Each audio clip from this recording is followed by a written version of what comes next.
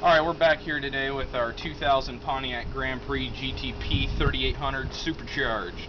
Today we're changing the supercharger oil in this. The oil is GM Goodwrench Supercharger oil. Get this at any Chevy GM dealer. You need 2 bottles of it. They're 4 ounces each. It's going to cost you about 24 bucks for both bottles. Other things you'll need to do this: 3/16 Allen wrench, or T27 if you're using metric, pair of needle nose pliers, and a spray bottle, preferably a new one. You can get them from Dollar Store or Walmart. Now, you can do this without removing this engine cover, but we're going to do it just to make it a little easier for you to see. Get all my tools out the way. First thing you're going to do is remove the oil cap from the neck. Grab hold of the neck, rotate it counterclockwise like the cap, unscrew it, pull it out, undo the nut on top of the engine cover.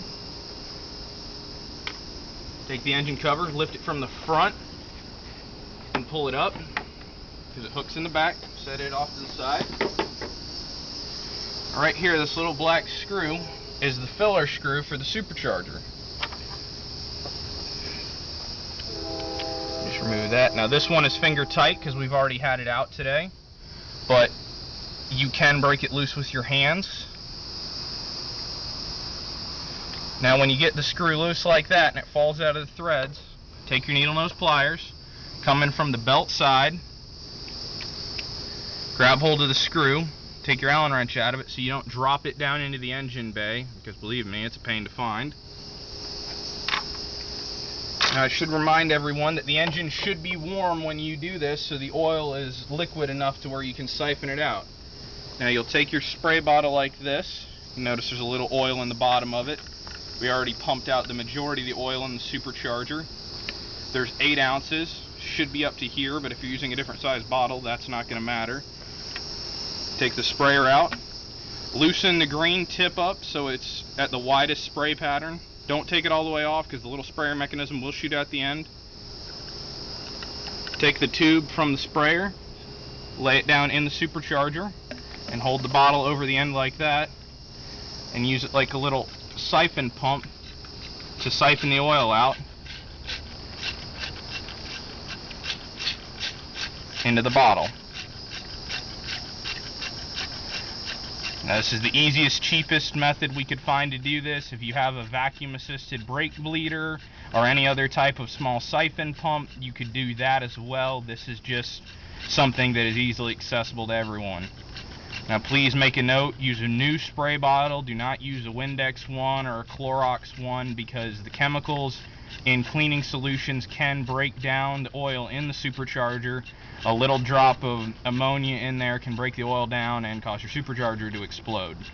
Not really, but it'd cause pretty catastrophic failure. So a $3 spray bottle is worth it, in my opinion, opposed to replacing a $3,000 supercharger.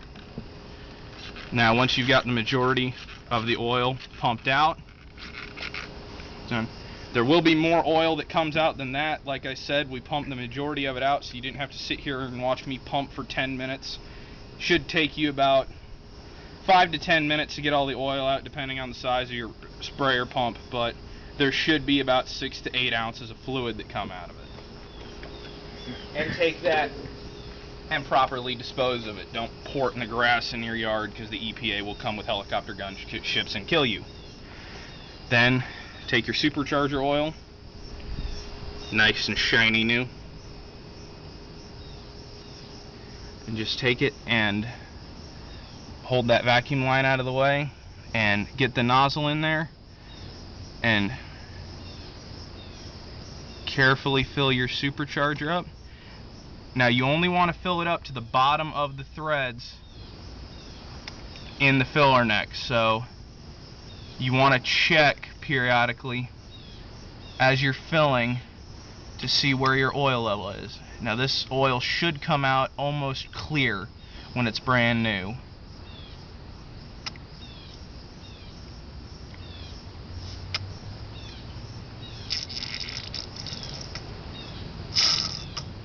One bottle.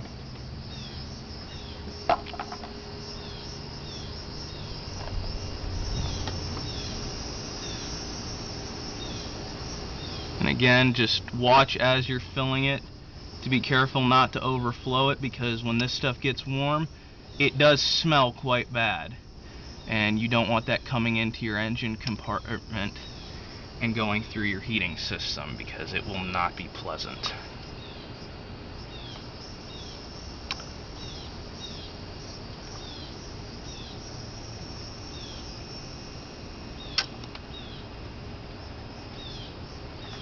And now that you have it full, simply take the cap, place it back on the Allen wrench. It should be cool enough to the touch now to where you don't need the needle nose. Supercharger's still going to be a little warm though, so please be careful.